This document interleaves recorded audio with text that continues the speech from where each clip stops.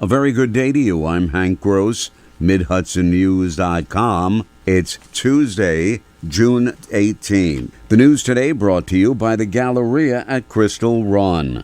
In the wake of the State Department of Environmental Conservation's October 2021 denial of a Title V air quality permit, the new owners of the Danskammer electric generating plant in the town of Newburgh have formally pulled the plug on the project. Danskammer Energy LLC's legal counsel notified the DEC on Monday that it's withdrawing its applications to expand the plant. Stephen Ballantyne, Mid-Hudson's Director of Environmental Advocacy, Government Relations, and Public Policy, said the decision is a huge victory for the region. The expanded Danskammer plant would have been terrible for the climate, terrible for public health, and terrible really for the entire region.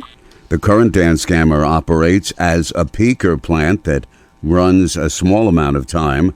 The permit in place for that facility is through April of 2025. The conditions were hot at Monroe Woodbury Middle School on Monday, and it will get even more uncomfortable for students through the Mid-Hudson this week, with temperatures expected to hover around 90 degrees. With a heat wave looming, Senator James Skoufis and Assemblyman Chris Ekis announced the passage of their bill to establish a maximum temperature in school buildings and indoor facilities while in front of Monroe Woodbury Middle School. The pair were joined by Melinda Person, president of the New York State United Teachers, and other union leadership. The bill was co-sponsored by Carl Brabernick of Deer Park. While the state has long imposed a minimum temperature in school buildings, the legislation caps a maximum safe temperature for students and faculty, says Skoufis. Just as we don't want kids to freeze to death, we don't want kids developing heat strokes in our classrooms. Skoufis says the bill establishes two thresholds for schools to deal with heat.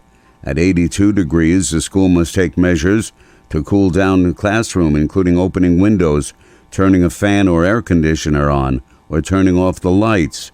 If the temperature reaches 88, the students must be moved to a cooler space or another classroom.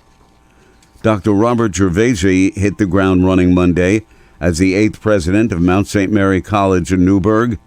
He says it's a challenging time for all higher education institutions and a challenging time in our world. He said the Dominican education has never had a more important role to play, and he's happy to be part of that at what he called a very storied institution. Gervasi has more than 3 decades of experience in higher education administration, with 14 years as a college president. More news right after this. Find over 100 retailers allowing you to spend hours shopping safely at the Galleria at Crystal Run. Enjoy the big brands and the diverse selection of family-owned stores all in one location. The Galleria at Crystal Run offers dining options for everyone with Fuji 110 Grill, Allen's Mediterranean Grill, and Peru Cuisine. Discover the Mid-Hudson Valley's premier shopping, dining, and entertainment destination, the Galleria at Crystal Run. For more information, follow us on Instagram, Facebook, or visit GalleriaCrystalRun.com. State Assemblyman Jonathan Jacobson has called on the State Public Service Commission to schedule more public hearings before it rules on Central Hudson Gas and Electric Corporation's requested electric and natural gas delivery rate increases. The lawmaker expects the PSC to issue its decision later this summer, and he wants hearings held before then.